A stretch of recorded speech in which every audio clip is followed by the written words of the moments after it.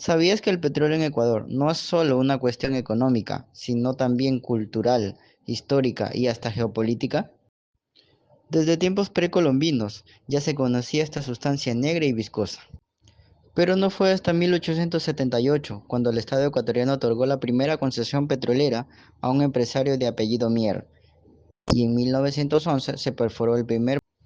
Este fue el inicio de una industria que transformaría radicalmente al país. En 1940 se construyó la primera refinería en La Libertad, lo que permitió abastecer parte del mercado interno. Sin embargo, los campos del litoral no eran suficientes.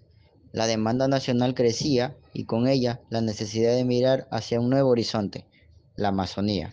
Para un mejor entendimiento de la historia del petróleo en Ecuador, dividiremos en cuatro fases la historia del mismo. En primer lugar, tenemos las primeras décadas de explotación. En segundo lugar, el boom petrolero, desde 1972 hasta 1980. Después, el endeudamiento y crisis, hablando específicamente de las décadas de los 80s y 90s del siglo pasado. Finalmente, la historia desde el año 2000 hasta nuestros días, es decir, el año 2025. A mediados del siglo XX, empresas como Shell ya exploraban la selva amazónica, pero fue en 1964 cuando el consorcio Texaco Gulf recibió una concesión gigantesca, 1,4 millones de hectáreas. En 1967, un descubrimiento histórico, Lago Agrio 1, un pozo que arrojó más de 2.600 barriles diarios. Este hallazgo abrió la puerta a los grandes campos amazónicos, Sacha, Chuchufindi, Cayabeno, Ispingo. A partir de ese entonces, la historia del Ecuador cambió. En 1972, el Estado decidió tomar control de esta riqueza y creó la CEPE, lo que viene siendo la Corporación Estatal Petrolera Ecuatoriana. Esto marcó el inicio de la participación estatal en todas las fases del negocio: exploración, extracción, refinación, transporte y comercialización. En 1989, CEPE se transformó en Petroecuador y en 2013 surgió Petroamazonas, encargada de la producción. La idea era dividir tareas para mejorar la eficiencia. Petroamazonas producía, Petroecuador refinaba y comercializaba. Hoy en día, el Estado ecuatoriano controla alrededor del 70% de la producción nacional, mientras el resto está en manos de empresas privadas bajo contratos específicos. ¿Y qué hay de las reservas? Según el informe oficial más reciente, publicado en 2022, Ecuador contaba con 1.370 millones de barriles en reservas probadas, es decir, con alta certeza de que pueden ser extraídos y comercializados. Para mover ese petróleo se necesita infraestructura, y ahí entra el SOTE, el Sistema de Oleoducto Transecuatoriano, una obra estratégica que conecta los campos amazónicos con el terminal marítimo de Balao en la costa. También está el Oleoducto de Crudos Pesados, OCP, operado por privados, que transporta el crudo más denso como el tipo Napo. Además, hay terminales, estaciones de bombeo, poliductos y sistemas de almacenamiento en lugares claves como Quinindé, Esmeraldas y Chuchufindi. ¿Y qué pasa con los derivados del petróleo, como la gasolina, el diésel o el GLP? Estos productos son refinados en las instalaciones de las refinerías de Esmeraldas, La Libertad y Chuchufindi, aunque Ecuador todavía depende mucho de importaciones para cubrir su demanda. El transporte y la distribución de estos productos los gestiona Petrocomercial, que usa poliductos, cisternas y centros de acopio para abastecer gasolineras e industrias. En la fase de comercialización, el Estado también interviene. ¿Por qué? Porque aplica subsidios a varios combustibles. Esto ha generado debates intensos. Por un lado, ayuda a las familias y sectores productivos, y por otro, representa miles de millones de dólares que podrían invertirse en salud, educación o infraestructura. En el plano internacional, Ecuador exporta principalmente dos tipos de crudo: el crudo Oriente y el crudo Napo. En 2012, por ejemplo, exportó 112 millones de barriles, generando más de 11 mil millones de dólares. El principal comprador, China, gracias a acuerdos comerciales firmados durante la década del 2010. También se exportan derivados, aunque en menor cantidad, como el fuel oil, naftas, desde terminales como Balao y La Libertad. pero quizá el mayor impacto del petróleo ha sido económico y político. Desde los años 70 ha sido el motor de la economía ecuatoriana. Ha financiado escuelas, hospitales, carreteras, subsidios y programas sociales, pero también ha estado en el centro de la corrupción, la deuda externa y los conflictos ambientales. Primeras décadas de explotación. El primer pozo petrolero de Ecuador, como ya lo habíamos dicho, lo descubrió la empresa inglesa Anglo Ecuadorian Oil Fields en Ancón, en la península de Santa Elena, en 1911. Este pozo marcó el inicio de la era petrolera en Ecuador. Ancón fue durante décadas el principal centro de producción petrolera del país, hasta que se descubrieron y desarrollaron los yacimientos en la Amazonía. Desde este punto de la historia ecuatoriana hasta 1972, donde empezó el boom petrolero para el país, se puede hablar de tres momentos. Uno, la producción inicial en la costa, que fue desde 1911 hasta la década de los 60. La producción se centró exclusivamente en la región costera, en campos operados por la empresa británica Anglo. En 1940, la empresa inglesa Anglo instala la refinería La Libertad, primera en el país ubicada en el Golfo de Guayaquil. Ecuador tuvo una producción modesta orientada al consumo interno. Las exportaciones eran mínimas. El petróleo no jugaba aún un papel estratégico en la economía nacional. 2.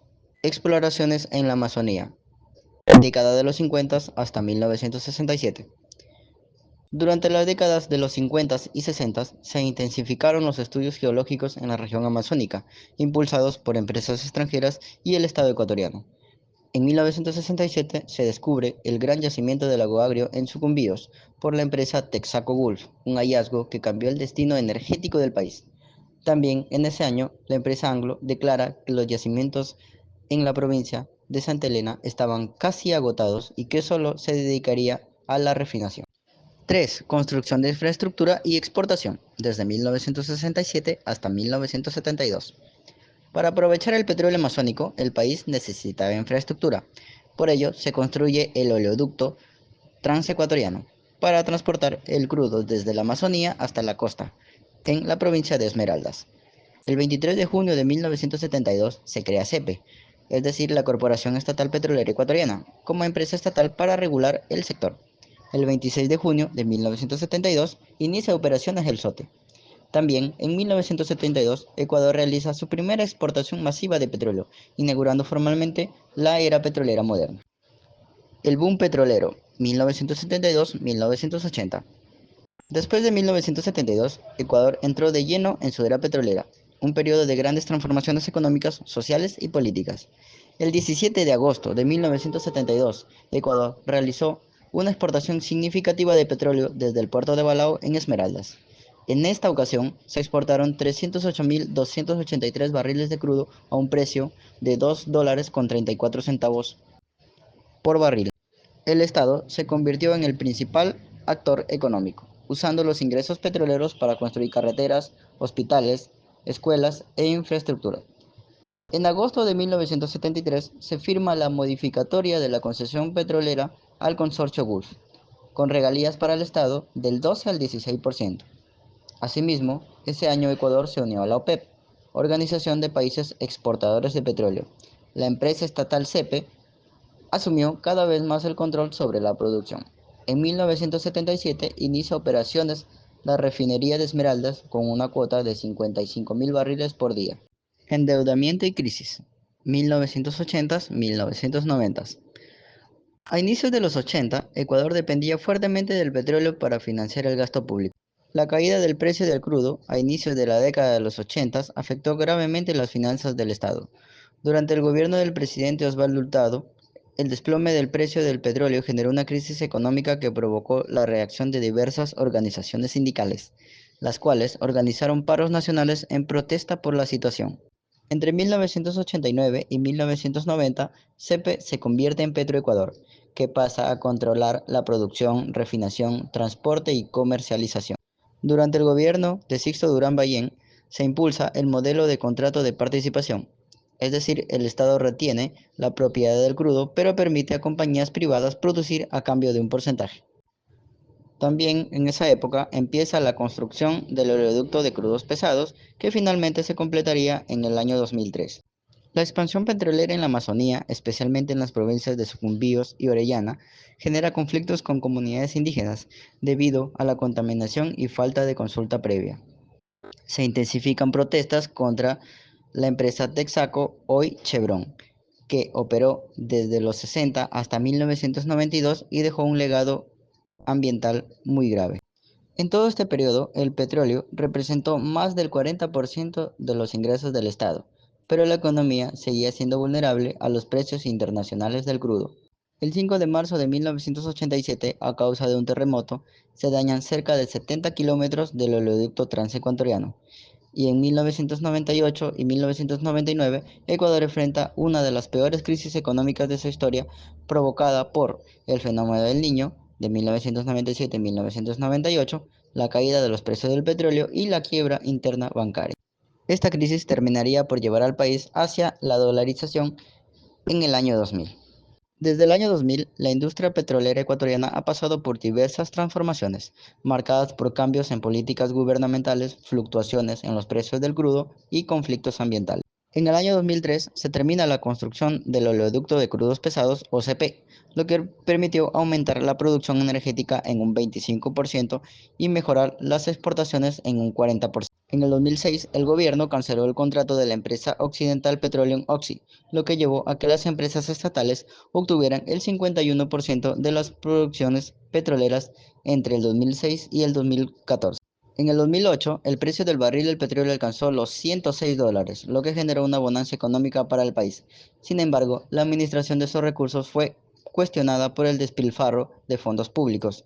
Posteriormente, la caída de los precios del petróleo afectó la economía ecuatoriana, que dependía en gran medida de los ingresos petroleros. La explotación petrolera en la Amazonía ecuatoriana ha sido objeto de controversia, especialmente en el Parque Nacional Yasuní, donde se han realizado perforaciones a pesar de la oposición de grupos ambientalistas.